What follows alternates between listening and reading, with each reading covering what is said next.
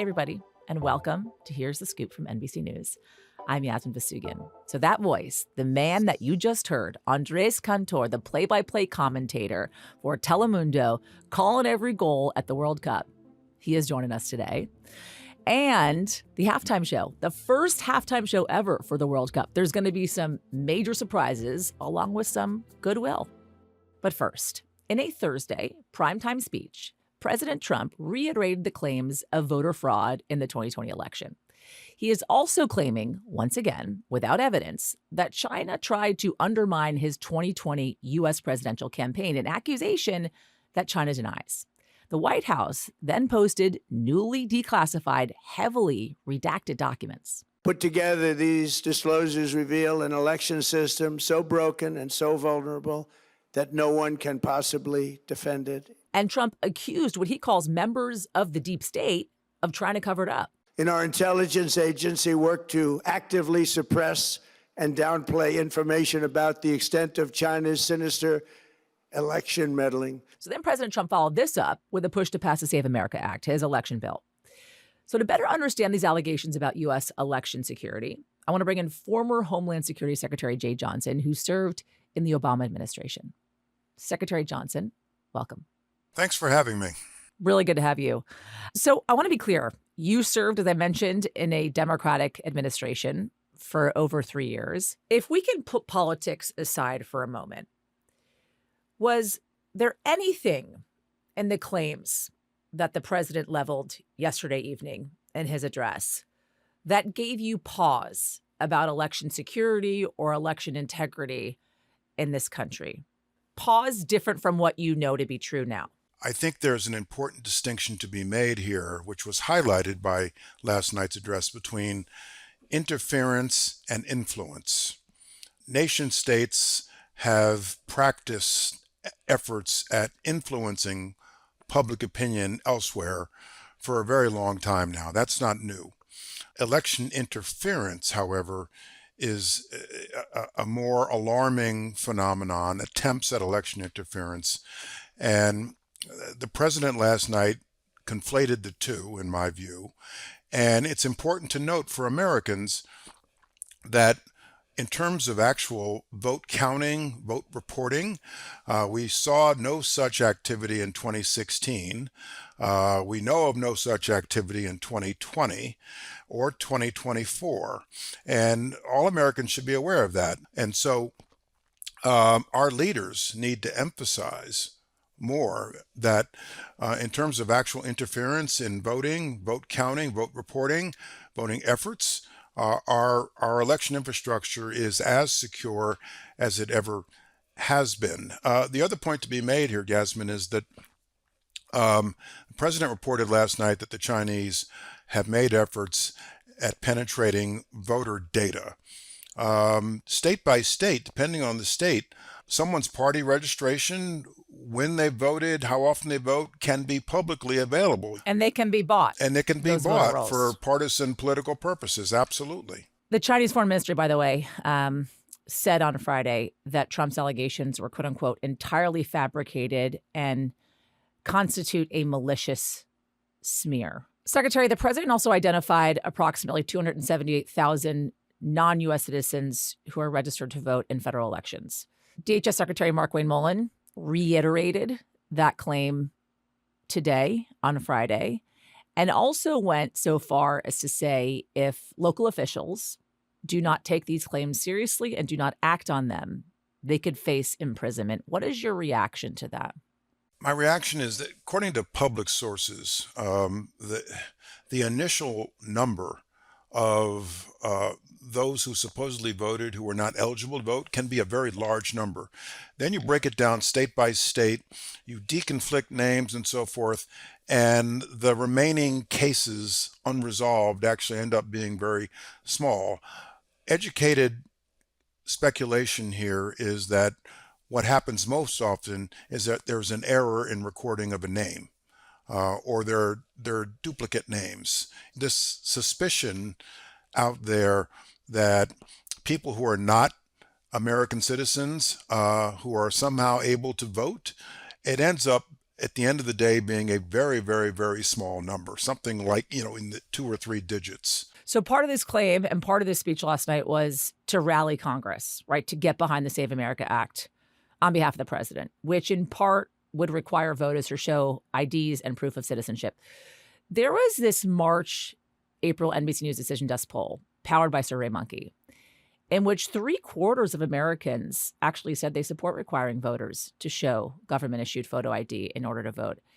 Is that a strong enough reason for there to be bipartisan support on behalf of the Save America Act? In many states now, some form of identification, like a driver's license, is required to actually vote. People don't carry around in their wallets or their pockets proof of U.S. citizenship. Not everybody in this country has a valid passport, for example, and a birth certificate is, very often decades old. So the thing you've just touched upon something I think is very important. If I were president or a national security leader, and I was, the thing to emphasize when you're talking about our democracy is actually encouraging people to vote. I want to talk about the quote unquote deep state accusations the president made yesterday evening as well, because some of the documents that were provided and released over the last 24 hours were produced during the president's first term. And he accused these quote unquote deep state actors of suppressing election integrity and not telling him, essentially, what was going on. In your experience, who is it the president was potentially referring to here? I heard that, and it reminded me of something Barack Obama recently said. Somebody asked Barack Obama, the former president, Mr. President, are there UFOs at bases in the United States somewhere? And he said, well, if there are, somebody somehow successfully kept that from the president of the United States. I mean, that went viral. That was a viral moment for the president. Exactly. And he's making the point that the most sensitive secrets of our government are not kept from the commander-in-chief. And indeed, if somebody in knowing how obsessed this president is with the 2020 election, if such evidence actually existed on his watch, it would have brought it to his attention immediately. So I find that hard to believe. The released documents or something in the number of like 270 pieces of paper, and if somehow it was kept from him, it was kept from him on his watch, while his current CIA director was director of national intelligence. We have to point that out. John Ratcliffe, you're talking about. We know there's evidence. We've seen the evidence that suggests there is the threat of influence exists, and that is long running, right? Yes. Has the threat of interference existed, and how historically have we combated that as a nation? Well, again, there's a difference between influence and interference. Right. The ability to influence public opinion in another nation is difficult to calculate. It's difficult to calculate how one thing or another has swayed or influenced public opinion. I do know that separate and apart from foreign interference or foreign influence, the conspiracy theories swirling around today in the American dialogue are influencing public opinion without a doubt. That's influence. Is there a threat? Has there been a threat of interference? Did you ever see threats of interference during the Obama administration, during your time at Homeland Security? During the Obama administration, 2016, we saw no efforts at trying to actually hack into election infrastructure. But in light of the possibility, toward the end of my time as Secretary of Homeland Security, I actually declared election infrastructure to be critical infrastructure in this nation. And one of the ironies here is that during President Trump's first term in office and now in his second term of office up to now, they backed away from much of what we started in the Obama administration. The Cybersecurity Infrastructure Security Agency, which was started in 2017, the Trump administration is all but defunded, and many people have been laid off in that agency, which is dedicated to the protection of election infrastructure. In addition to that, the president also dismissed recently the remaining members of the Election Assistance Commission as well. So when you look at those things in totality, you look at kind of the dismantling of election infrastructure, as you call it, that in part helps to protect election integrity in this country. How could these changes potentially impact the midterm elections come November, Secretary? There's still work to be done in this area, without a doubt, but it's at the state level. It's at the state level, the local level, that we run elections in this country, including national elections for president, for better or for worse. That's how we conduct elections in this country. There is continued work to be done, but my current assessment, based on everything I know and what I knew 10 years ago, is that our election infrastructure is pretty safe. Turns out the documented evidence is that the 2020 election was probably, while it was the most scrutinized election in history, may well have been the safest as well, certainly with the largest turnout. In the age of social media, where we are at now, and you just said it, right? It is more widespread than ever. Conspiracy theories are going wild. How do you counter foreign election interference in this age? By promoting the security of our election infrastructure, by having our political leadership in this country continue to emphasize the integrity of our democracy. And I was very disappointed to hear the current Speaker of the House express doubt about the voting results in California, for example, mail-in balloting. That does no good. I think it's most important that our leaders continue to encourage people to participate in our democracy and not be suspicious about the systems we have to implement our democracy. Secretary Jay Johnson, thank you, sir, for talking to us on this Friday afternoon. Appreciate it. Thank you. So there was 48 teams. Now there's just 2 after more than 100 games. And it's the final on Sunday that we're looking at, right? Argentina, led by superstar Lionel Messi, vying to be the first repeat World Cup winner since Brazil in 1962. To do that, they got to beat out Spain, who beat out France, who was, in fact, the favorite. And it is hard to predict what's going to happen on Sunday. But one thing is for sure, we are going to hear this unforgettable call on Telemundo.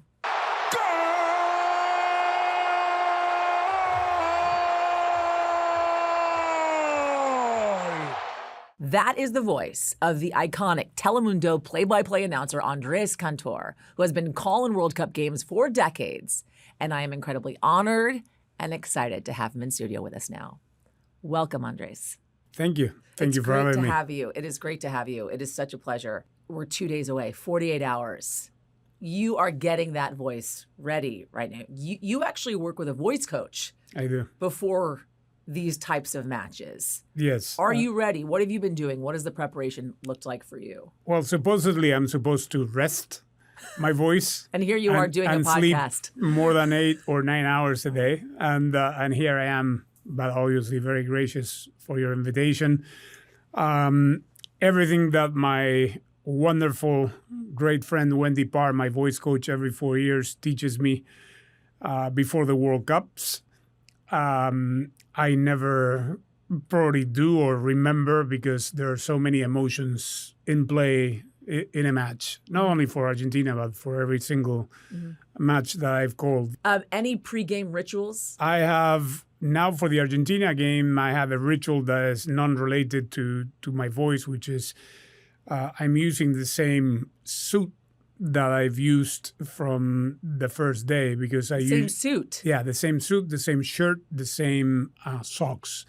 Somebody gifted me some socks in Kansas City where Argentina began its run in the first match. So just as a good luck charm, in Argentina we have these crazy things that we think that we can help the team win by doing this. I don't think it's just in Argentina, by the way. I think really? A lot of people do that type of thing. Superstition. Yeah, it is superstition. So yeah. I've used, our wardrobe stylist gave us, I think I got like 15 suits for the entire tournament or more.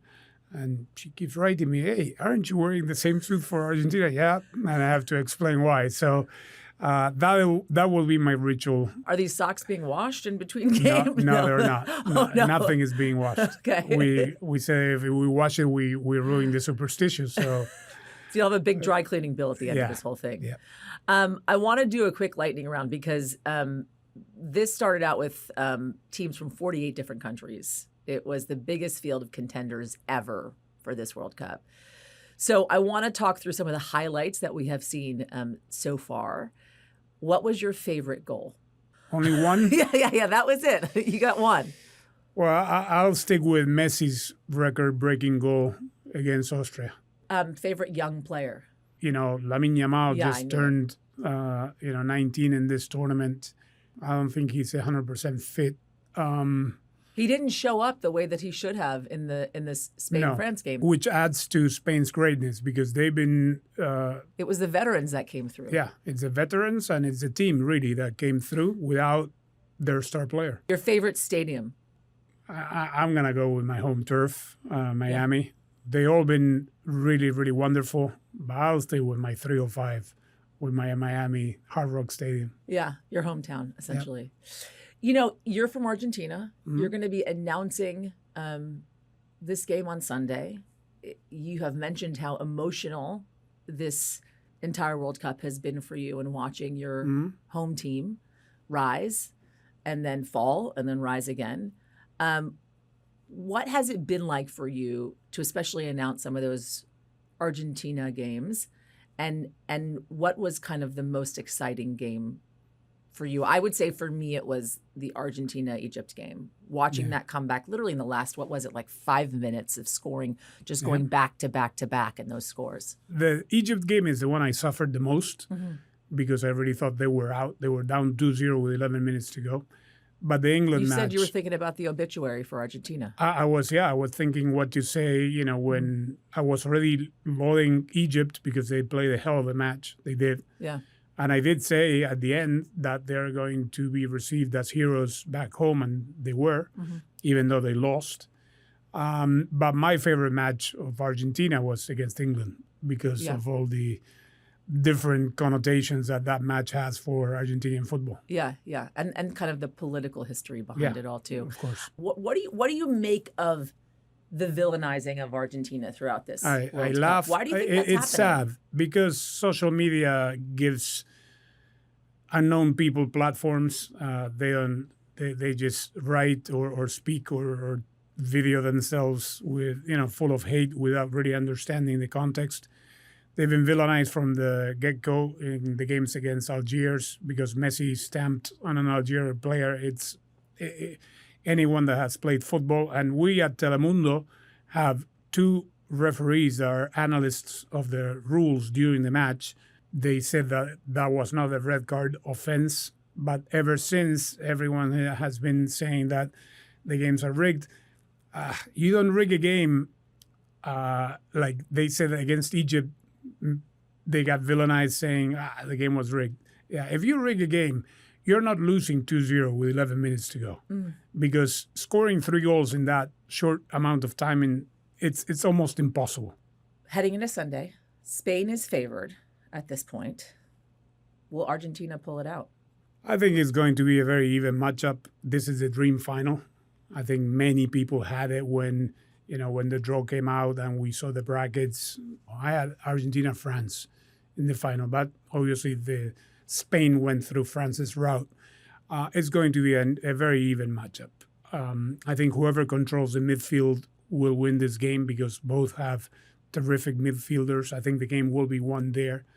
And then Argentina has Messi, who time and again keeps proving that he's the best player of all times and can win a game either with a goal or an assist.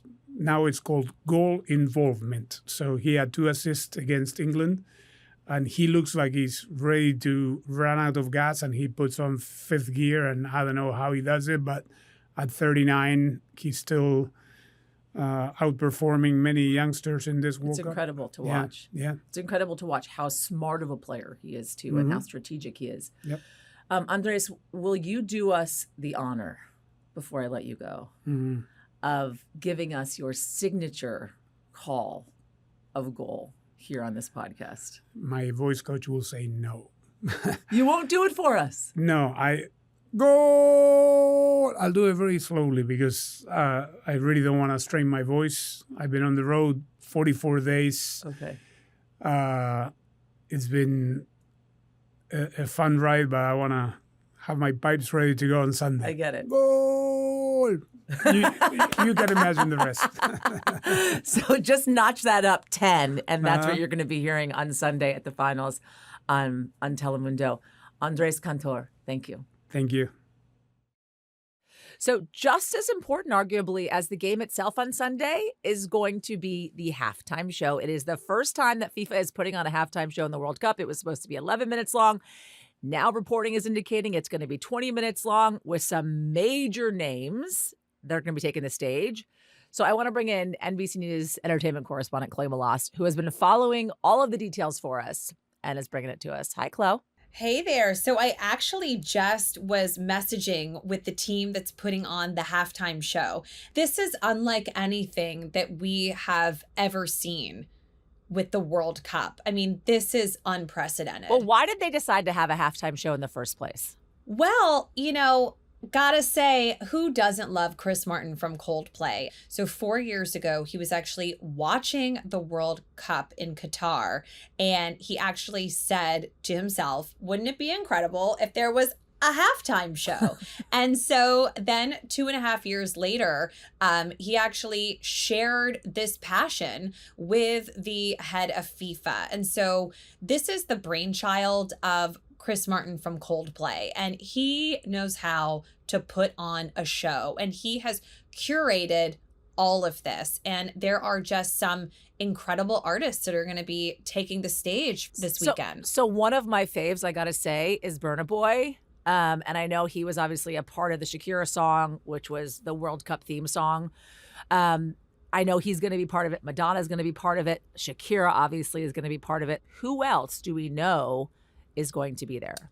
Well, Justin Bieber, he's going to be part of this, and that is going to be great. I mean, I hope it's a little bit more exciting than him just playing YouTube videos like he did at Coachella. Right. I don't think that's going to fly this time.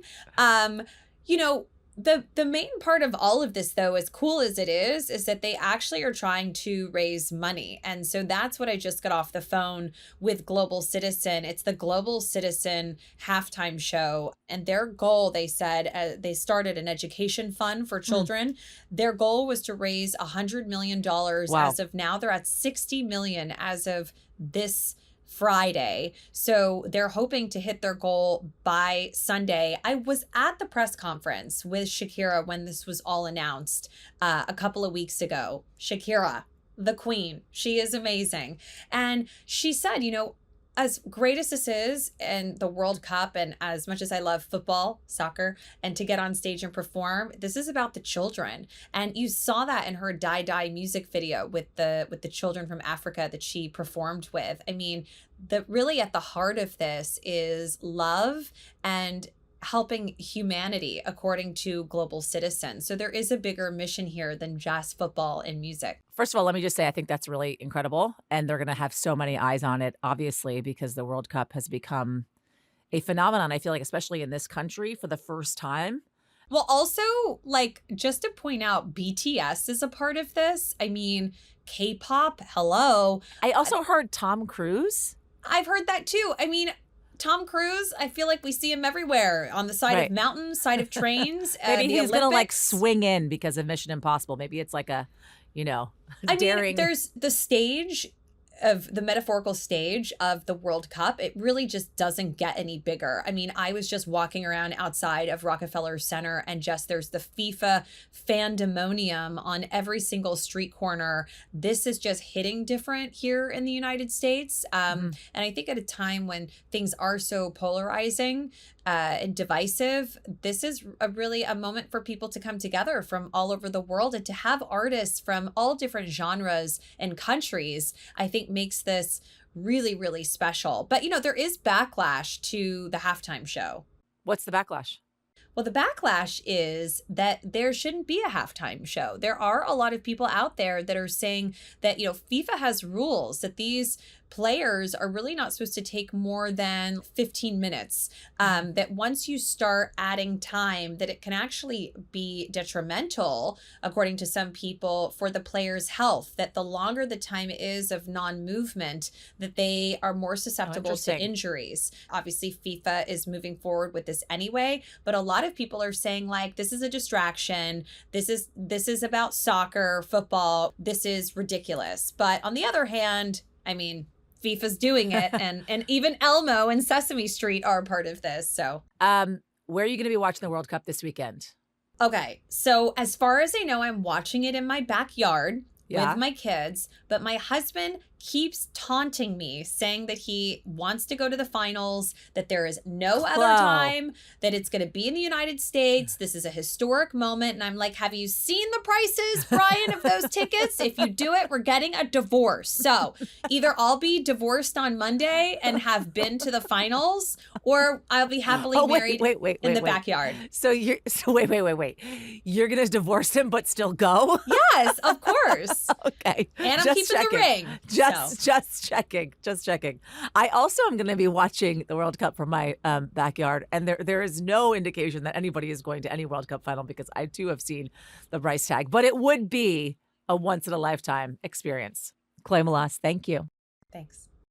That's going to do it for us at Here's the Scoop from NBC News. I'm Yasmin Vesugin. We'll be back on Monday with whatever the weekend may bring. And if you like what you heard and you saw, press the subscribe button. We'll see you Monday. We thank you for watching, and remember, stay updated on breaking news and top stories on the NBC News app, or watch live on our YouTube channel.